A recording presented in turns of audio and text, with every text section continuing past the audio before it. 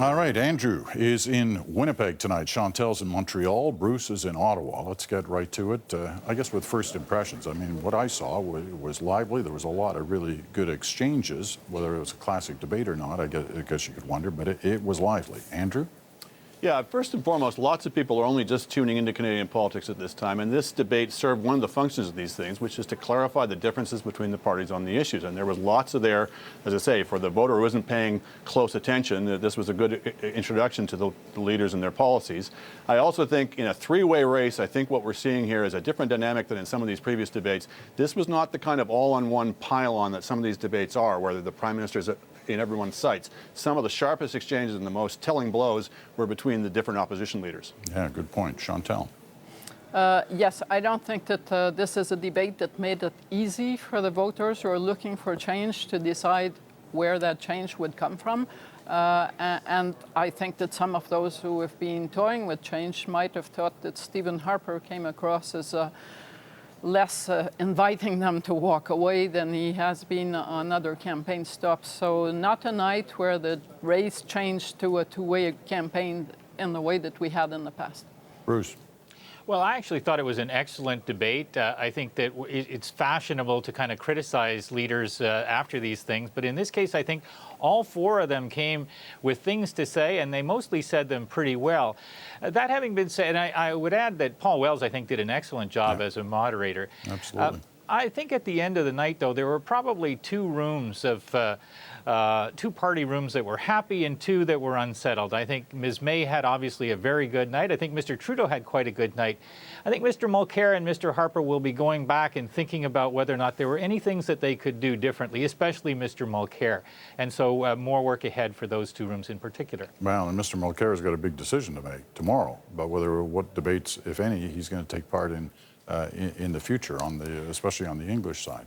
Okay, let's break this down with some of the clips. And I should say, as we get started, we're limited by the amount of time we can use of the actual debate. So keep that in mind. We're going to show you a number of clips to give us some sense of what's going on. And first of all is this exchange between Tom Mulcair and Stephen Harper. It's around the economy, and it seemed to yield some pretty significant news. Here it is. For 5 months in a row, the Canadian economy has shrunk.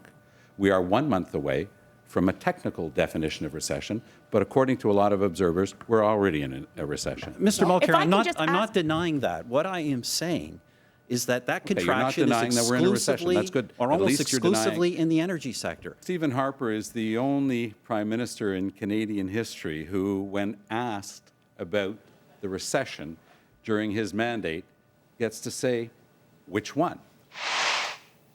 All right, so there were a lot of clips tonight, but that might have been the major news clip. Bruce?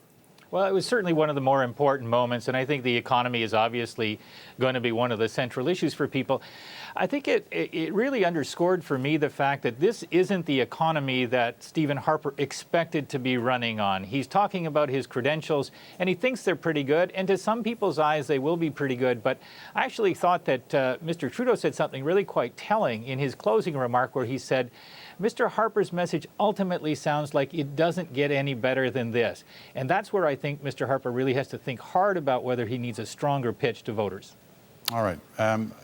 You know, Andrew mentioned a moment ago that this debate was different, as a lot about this campaign is different than the past ones we've seen, is that it wasn't just an all pile-on one person, as is traditionally the case. Everybody piles on the Prime Minister of the day. Now, there were those kind of moments as well, and here's one of them. Let's watch this. We are the first government in history to reduce greenhouse gas emissions while also growing our economy. That's not and true. how Mr. Harper, the alternative presented by all of these other parties. Mr. Harper thought that by gutting our environmental laws, somehow he could get our energy resources to market better. How's that working out, Mr. Harper?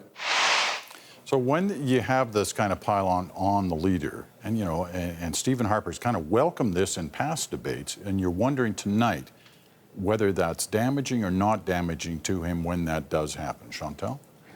On this issue, it was always damaging on the environment. but it's more damaging this time because there is a clear link that has been, I would argue, successfully established by the major opposition parties, in particular, between his environment stance, passive environment stance, and his lack of success on the energy front and the pipeline front. And I think on that basis, it was probably a more damaging section of the evening than usual. Plus, he did get cornered on the, the rhetoric on the carbon tax that the Conservatives have used and overused for the past 5 years, when Paul Wells put to him that some provinces, and he named them, actually have carbon taxes, and living in one of them, the sun still rises every morning. Okay, in the second hour of the debate, one of the really interesting and engaging moments was the discussion that centered around the Clarity Act, and it was mainly between Tom Mulcair and Justin Trudeau. Let's watch that exchange and then talk about it as well. I think Quebecers have firmly rejected that. They've gone through 40 years of a debate that has done nothing but damage to that province. I think Quebecers have moved on. The irony of what So why raise the issue? Paul, Why start that- promising that to separatists in Quebec? Prime Minister and I agree that yes means yes. That's what he put in his bill. And to say otherwise, as Mr. Trudeau's doing, but while still refusing to give his number, Mr. Mulcair. is a dangerous political Mr. game. And Mulcair. that- You're trying to and throw I have gasoline on a fire confidence that in isn't them. even burning. Mr. Trudeau has lost confidence, and he thinks that it's a winning situation for the Liberals to scratch that old wound. That's what they want to get back Mulcair, to. you are the one who announced that What's your number, position Justin? on separation, on making it What's your easier, number? and your play to try and stoke up that separatist vote for the NDP by announcing at Saint-Jean-Baptiste 6 weeks ago that this is continuing to be your policy is not worthy of a prime minister. All right, Andrew, what do you make of that? It was clearly, obviously, the Liberals were hoping to set this up. It was supposed to be a discussion with Democratic reform, and suddenly we were talking about the Clarity Act. It, I think, did some damage to Mr. Mulcair outside Quebec. Mr. Mulcair tried to come back with this, what's your number? And we had that strange moment where Justin Trudeau came up with, well, my number is 9, the Supreme Court. It was sort of a weird moment, and yet he managed, I think, to stymie whatever counterattack Mr. Mulcair was trying to offer there. The weirdest part of it was in the exchange, coming out of the exchange between between Mulcair and Trudeau, Harper was able to play the sort of voice of reason of why have both of you elected to bring this issue up at a time when Quebecers don't want to talk about it. So in a weird way, he was the winner of that exchange. Chantal? I would totally agree with that. It's very rare that Stephen Harper seems to be the Quebec voice of common sense, but there was something surrealist to watch this on an English language debate, this fiery discussion about a percentage for something that is actually not on the radar.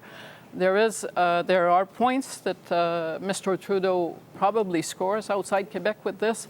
In Quebec, he loses an equal number of points because it's not just the so-called separatist position, 50% plus 1. It happens to be the position restated again recently by the entire National Assembly. That includes Quebec Federalists. So will this play? I mean, we're imagining that the recession headline is going to play pretty much in English Canada. Will that exchange be the big letterhead carrying cross papers in Quebec tomorrow? I can't predict, but what's the news here? The NDP agrees with 50% plus 1, as, by the way, does Great Britain, would analysts add, or Justin Trudeau agrees with the Clarity Act. There's nothing new in this discussion. It's been ongoing. It's just not terribly topical, but I can't predict what the headlines will be. I think it's much more important in Ontario. Ontarians want their Prime Minister to be strong on national unity. This is a weak point for Mr. Mulcair in Ontario. I think it was a good moment for the Liberals in that respect. All right. Let's move it to the Senate. We always knew that the Senate would be coming up in these debates, as it will throughout the campaign, and probably increasingly so next week when Nigel Wright takes the stand of the Duffy trial. There was this exchange on the Senate. Watch this. I think those Senate vacancies will force most provinces, who, by the way, almost all of them who have opposed Senate elections and Senate reform, to come clean with that and explain why those senators aren't being elected. I gave them a chance. They won't elect them. Mr. Harper has just said it. His plan on Senate reform is to tell the provinces, stop me before I appoint again. Bruce. Well, you know, I thought going into this debate that Justin Trudeau had to do one really important thing. He had to go into the corners and come out with the puck. He had to go toe-to-toe with these really strong-willed politicians. And I think he did that a number of times tonight, and that in particular was one. I think his line was kind of blunt and to the point, and I think the Prime Minister actually would have been better, especially in light of the resumption of the Duffy trial next week, to do something to kind of absorb the blow a little bit more and to almost say to Canadians, look, I've tried to do better with the Senate. Everything that I wanted to do, I haven't been able to do. So while I may not want to apologize for things that I don't feel responsible for, I do accept that things could have gone better on my watch, and I'm going to try to do more in the future. He left a lot of that unsaid, and if people are going to get angry again about the Senate, and they well might, he's left himself with not much to defend himself in the statements that he made tonight anyway. Andrew? Yeah, I think that was one of the weak moments for the Prime Minister. In general, you know, we all talked about how Justin Trudeau had low expectations going in. So did Stephen Harper in a way. Chantal alluded to this earlier, that he's built up such a reputation, and deservedly in many ways, as a sort of an aloof autocrat. He didn't appear that way in this debate. He appeared for the most part quite engaged, quite relaxed, quite approachable. He's good on his feet. That was the exception. That exchange was one of the few times when he looked a bit rattled. You know, one of the Conservative Party spokesmen was saying the other day that if Justin Trudeau turns up with his pants on, he will have been above expectations. He seemed to be, and most of the traffic you're seeing tonight is that, you know, he got in some good lines. Here's one of them. I use it to try to launch us into what difference, in fact, tonight may make at all for him. He's running third, if you believe the polls. Watch this. Mr. Harper has failed our veterans by nickel and diming them, by not giving them the service, the help that they need. And it's something that we should all be ashamed of, that this government that likes to wrap itself in the flag is actually not caring for those people who have fought, injured themselves, and in many cases died. Chantal, on Justin Trudeau? We do fail miserably in assessing debates, but I would be really surprised if this debate did not help the Liberals and Justin Trudeau. Simple as that. Yeah. Andrew? Stylistically, I thought he was too hot. I thought he was talking over people too much. People hate that.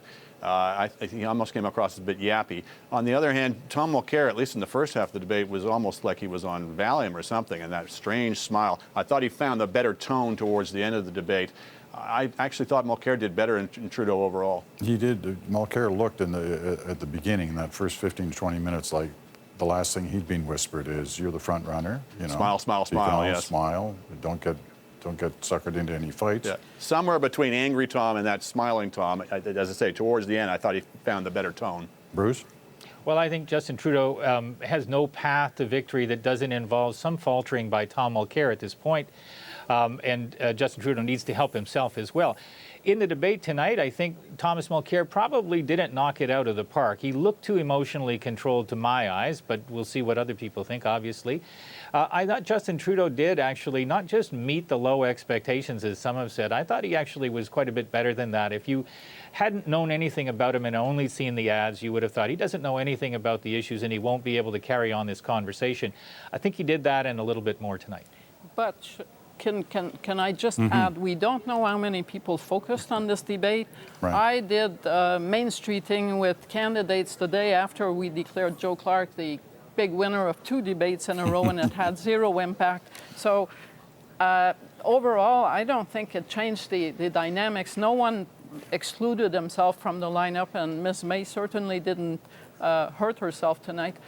But I'm not sure in the end that it's going to fundamentally inspire decisions in 2 months. It may rally the partisans, I think, within the parties that did well, the Green Party and the Liberal Party, and who knows with respect to the NDP and the Conservatives. But I think that's probably one of the things that will happen tonight. Andrew? But the great thing is there will hopefully, at any rate, be more debates, and so we're not having to analyze this like it's the be-all and the end-all. We're 2 months away from the election. Of course, this isn't going to decide it, but it was a good introduction, as I say, to the leaders for people who are just tuning into politics now. And, you know, having to use the boxing analogy, as we often get to, I mean, there were none of those knockout punch things Peter, were there? I mean, that's Peter, in 2011, that exchange over attendance in the House of Commons between Jack Layton and Michael Ignatieff, Yeah. we did not see that immediately didn't. as a knockout punch, but people did.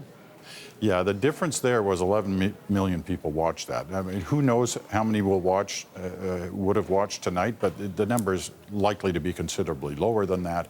And so what becomes really important for the way this debate is viewed is the kind of analysis that is put forward through programs like this, but through the newspaper columns and stories tomorrow. That may set a tone as to what... Go ahead. Except as Chantal says, we usually get it wrong. We place way too much emphasis on the clip and the exchange. My theory of these things is that the impressions are made, in ways that people maybe can't articulate, but they come away from it with either a better impression or a worse impression of a given leader. That in ways that only show up, some time from now, and probably with more debates with repeated exposures. All right, don't talk yourselves out of a job, though, whatever you do. Listen, that was great. A good analysis for an opening go. And let me underline Bruce's point, too, that Paul Wells did a great job tonight. He knew when to not talk, and he knew when to get in, and he did it exceptionally well. So Andrew in Winnipeg, Chantal in Montreal, Bruce in Ottawa, thanks to all.